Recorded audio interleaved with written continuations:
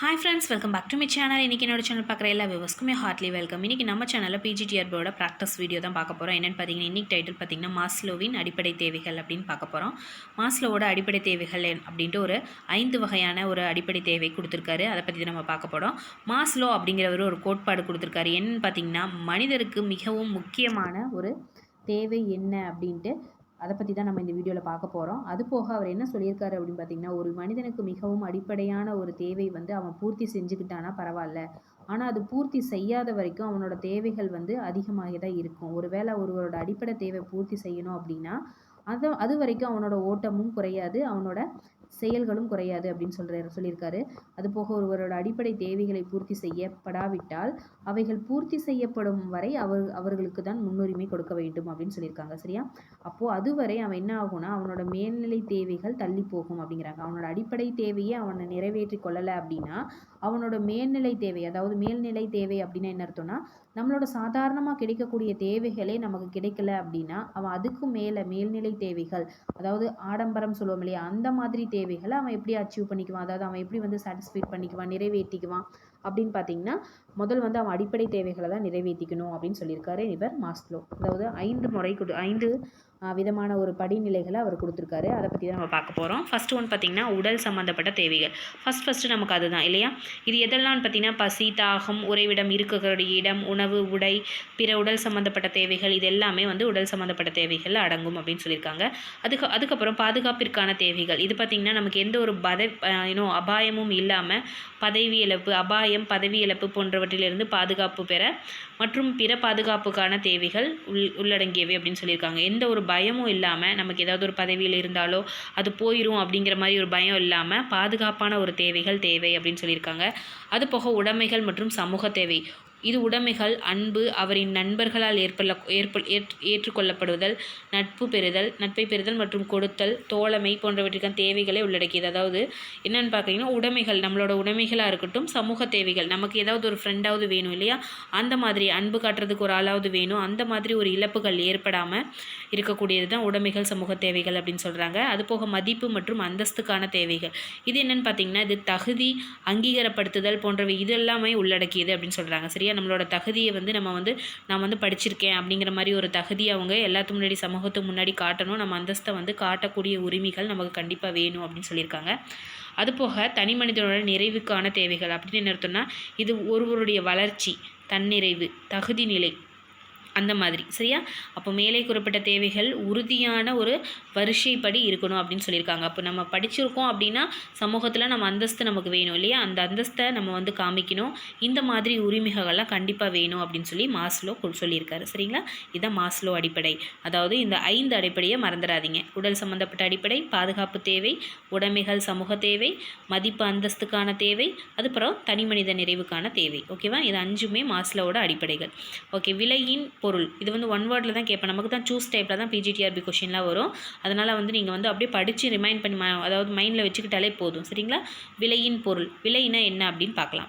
ப்ரைஸ்னால் நல்லாவே நமக்கு எல்லாத்துக்கும் தெரியும். விலை என்பது பண்டங்கள், பணிகள் மாற்று மதிப்பாகும். ஒரு பொருள் இன்னொரு பொருளுக்கு, அதாவது ஒரு பொருள் பணத்துக்கு ஈடாக கொடுத்து நம்ம ட்ரான்ஸ்ஃபர் பண்ணிக்கிறோம். ஓகேவா? நம்ம எக்ஸ்சேஞ்ச் பண்ணிக்கிற முறை தான் விலை அப்படின்னு சொல்கிறோம். இது பணத்தால் குறிக்கப்படுகின்றது.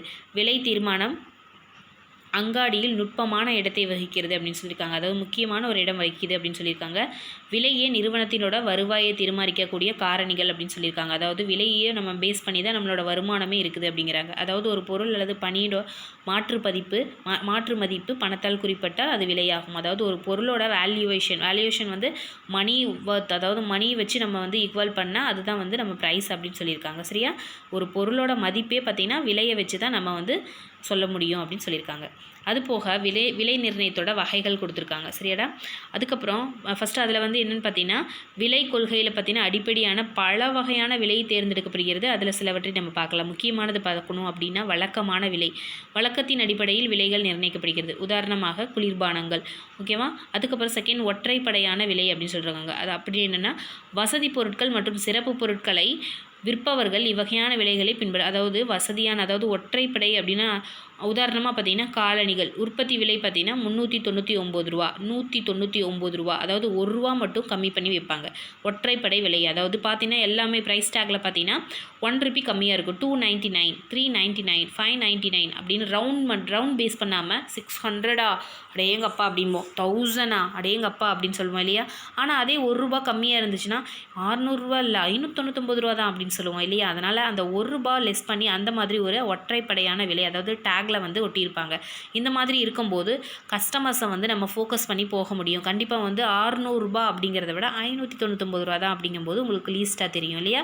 அந்த மாதிரி அட்ராக்டிவாக நமக்கு ஒற்றைப்படையான விலை கொடுப்பாங்க. அது போக அதே மாதிரி சர்வாதீன விலைனா புதிய பொருட்களோட விலை சர்வாதீன விலை அப்படின்னு சொல்கிறாங்க. ஆடம்பர போட்டிகள் இல்லாத விற்பனையாளர் என்னப்படி விலை அதாவது ஆடம்பர பொருள் போட்டிகளே இருக்காது, பணம் இருந்தால் வாங்கலாம் அப்படிங்கிற மாதிரி ஒரு பொருள், அதாவது ரிச் மேன் அதாவது ரொம்ப வசதி படைச்சவங்க பணம் இருந்தால் போதும் அசால்ட்டாக வாங்கிட்டு போகிறாங்க இல்லையா, அதான் சர்வாதீன விலை அதாவது ஃபிக்ஸ்டு ரேட் அப்படின்னு சொல்லும் இல்லையா அந்த மாதிரி. ஓகே, அதே மாதிரி இரட்டை விலை ஒரே பொருளை 2 அல்லது அதற்கு மேற்பட்ட விலைகளில் விற்பது இரட்டை விலையாகும் அப்படின்னு சொல்லியிருக்காங்க. இந்தியாவில் பார்த்திங்கன்னா சர்க்கரை விலை இவ்வாறு நிர்ணயிக்கப்படுது அப்படிங்கிறாங்க. கட்டுப்பாட்டு விலை, சிறந்த அங்காடி விலை அப்படின்னு 2 முறையில் விதிக்கிறாங்களாம். சரியா. அதுபோக புவியியல் அடிப்படை விலை அப்படின்னு சொல்லியிருக்காங்க. அதாவது அப்படின்னு என்னென்னா உற்பத்தியாளர் பல பகுதிகளில் விற்பனை மேற்கொள்ளும் போது இந்த மாதிரி கொள்கையை பயன்படுத்தலாம் அப்படின்னு சொல்லியிருக்காங்க. சரியா. அவங்களுக்கு தகுந்தாற்போல் விலை அதாவது புவியியலும் போது ஒரு இடத்துக்கு தகுந்த மாதிரி அவங்க வந்து விலையை பேஸ் பண்ணி அவங்க விற்றுக்குவாங்களாம். ஓகேவா. அதுக்கப்புறம் நிர்ணயிக்கப்பட்ட விலையாளர்கள் கொள்ளைக்கு ஏற்றபடி விலை நிர்வகிக்கப்பட்டால் விலையாகும். அதாவது இது செலவு, தேவை, போட்டி ஆகிய அடிப்படையில் நிர்ணயிக்கப்படுவதில்லை. நிர்ணயிக்கப்பட்ட விலை அப்படின்னு என்னென்னா போட்டியோ அல்லது அவங்களோட அந்த டைமில் வந்து அவங்க விலை நிர்ணயிக்க மாட்டாங்க. ஆல்ரெடி ஃபிக்ஸ்டு ரேட் பண்ணி வச்சு அப்போ அதே விலைக்கு தான் விற்பாங்க. மாற்றம் ஏற்படாமல் அந்த நிர்ணயிக்கப்பட்ட விலைக்கே என்ன பண்ணுவாங்க, விற்பாங்களாமா. சரியா. அடுத்தது பார்த்திங்கன்னா கடைந்தெடுக்கும் விலைனா புதிய பொருளை சந்தையில் அறிமுகப்படுத்தும் போது அதிக விலையை நிர்ணயித்து பின்னர் போட்டியாளர்கள் சந்தையில் நுழைந்தவுடன் விலையை படிப்படியாக குறைப்பதற்கு அதாவது ஃபஸ்ட்டு நம்ம வந்து லான்ச் பண்ண உடனேயே ஹைஃபையாக நம்ம ரேட் அதிகமாக கொடுத்துட்டு அதுக்கப்புறம் காம்படிட்டிவ் அதாவது ஆப்போனண்ட் யாராவது வந்து நம்ம ஒரு ஹமாம் சோப் அப்படின்னா அவனும் அதே மாதிரி ஹமாம் பேஸ்லேயே க்ரீன் கலர் சோப்பில் அதே மாதிரி ஃப்ளேவரில் கொடுக்குறான் அப்படிங்கும்போது அவன் கம்மியாக கொடுக்குறாங்கிறதுக்காக நம்ம சடனாக வந்து அதை வந்து லீஸ்ட் பண்ணிக்கிறது, அதாவது ப்ரைஸை லீஸ்ட் பண்ணிக்கிறது, அதுதான் கடைந்தெடுக்கும் விலை அப்படின்னு சொல்லியிருக்காங்க. சரியா. அதுக்கப்புறம் மிகை விலை வணிக ஆதாயங்களுக்காக அடக்க விலைக்கு மேல் குறிக்கப்படும். அதாவது நம்ம தயாரித்து பண்ண மேனுஃபேக்சருக்கு என்ன வந்து ப்ரைஸ் செலவாகும், என்ன செலவாகுது, எக்ஸ்பெண்டிச்சர் எவ்வளோ செலவாகுதோ அதுக்கும் மேலே வந்து நம்ம ப்ரைஸ் வச்சு அதாவது நம்ம ப்ராஃபிட் கெயின் பண்ணுங்கிறதுக்காக நம்ம வைக்கிறோம் இல்லையா, அதுதான் மிகை விலை அப்படின்னு சொல்கிறாங்க. அதாவது ஹை ப்ரைஸ் அப்படின்னு சொல்லலாம். அதுக்கப்புறம் ஊடுருவும் விலை அப்படின்னு சொல்கிறாங்க. கடைந்தெடுக்கும் விலைக்கு நேர் எதிரானது ஊடுருவும் விலையாகும். அங்காடியில் பெரும் பகுதியை கவர வேண்டும் என்ற நோக்கத்துக்கு ஆரம்பத்தில் குறைந்த விலை நிர்ணயித்து ஊடுருவும் விலையாகும். அதாவது என்ன சொல்கிறாங்க, நம்ம பார்த்தோம் இல்லையா, கடைந்தெடுக்கும் விலை என்னது, ஃபஸ்ட்டு வந்து ஹைஃபையாக ரேட் கொண்டு போயிட்டு அதாவது ஆப்போனண்ட் காம்படிஷன் நிறைய வந்தோடனே கம்மி பண்ணிடுவான். ஆனால் இது என்னென்னா ஊடுருவும் விலை அப்படின்னா அதாவது ஃபஸ்ட்டு வந்து லீஸ்ட் ப்ரைஸில் கொண்டு போயிட்டு கஸ்டமர்ஸ் நிறைய வந்த பிறகு அதாவது சாட்டிஸ்ஃபேக்ஷன் ஆயிடுவாங்க. பொருள் சூப்பராக இருக்குது, கம்மி விலை இவ்வளோ நல்லா இருக்கா பொருள் அப்படிங்கும்போது சம்டைம்ஸ் நம்ம வாங்கிட்டோம் ஒரு 1 or 3 டைம்ஸ் நம்ம வாங்கிட்டோம் அப்படின்னா அப்போ அதவே தான் நம்ம வந்து லைக் பண்ணி வாங்குவோம். இந்த ப்ராடக்ட் நல்லா இருக்குது நம்ம வாங்கலாம் அப்படிங்கிற போது அவன் என்ன பண்ணுவான், அந்த டைமில் கொஞ்சம் அவன் வந்து ரேட்டை ஹை பண்ணுவான். திஸ் இஸ் கால்ட் ஏ ஊடுருவும் விலை அப்படின்னு சொல்கிறாங்க. சரியாடா. ஓகே, இதோட வந்து ஃபஸ்ட் யூனிட் கம்ப்ளீட் ஆயிடுச்சு. நம்ம நெக்ஸ்ட் வீடியோவில் வந்து செகண்ட் யூனிட் நம்ம பார்க்கலாம். இந்த வீடியோ பிடிச்சிருந்தால் லைக் பண்ணுங்கள், ஷேர் பண்ணுங்கள், மறக்காமல் சேனலை சப்ஸ்கிரைப் பண்ணிடுங்க. உங்களுக்கு யூஸ்ஃபுல்லாக இருந்துச்சுன்னா கண்டிப்பாக ஒரு கமெண்ட் கொடுங்க. நீங்கள் கொடுக்குற கமெண்ட் தான் எங்களுக்கு ஒரு பூஸ்டப்பாக இருக்கும். கண்டிப்பாக உங்கள் ஃப்ரெண்ட்ஸ்க்கும் ஷேர் பண்ணணும்னு நினச்சிங்கன்னா மறக்காமல் ஷேர் பண்ணுங்கள். இவ்வளோ நேரம் என்னோடய வீடியோ பொறுமையாக பார்த்ததுக்கு தேங்க்யூ.